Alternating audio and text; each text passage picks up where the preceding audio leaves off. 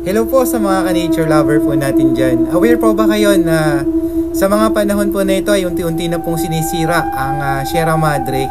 Ito po ay kasalukuyang nagaganap ngayon somewhere in Isabela.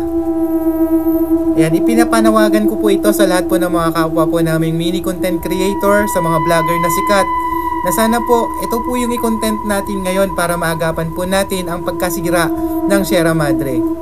Aware naman po tayong lahat kung ano po ang nagiging tulong ng Sierra Madre sa tuwing may darating po na kalamidad sa ating bansa, specifically po dito sa Luzon. Panoorin niyo po yung video.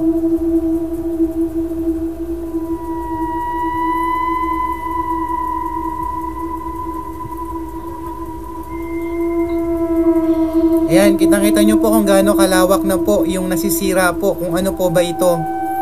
And then sa last part po ng video natin, makikita rin po ninyo yung kuha po mula sa itaas.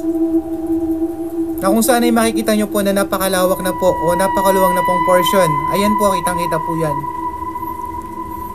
So sa lahat po ng mga makakapanood na ito, please po i-share po natin, and sa mga vlogger po na may concern, pakisuyo naman po na kung po pwede pagtuunan po natin ng pansin para mapansin po ng mga kinauukulan. Pinapanawagan ko rin po ang lahat po ng mga NGOs, lahat po ng mga brotherhood, sisterhood, sa lahat po ng mga NGOs na sana po tulungan nyo po kami na mapigilan po kung ano man po yung ginagawa po dito para po sa Sierra Madre. So, salamat po and have a great day. Bye-bye!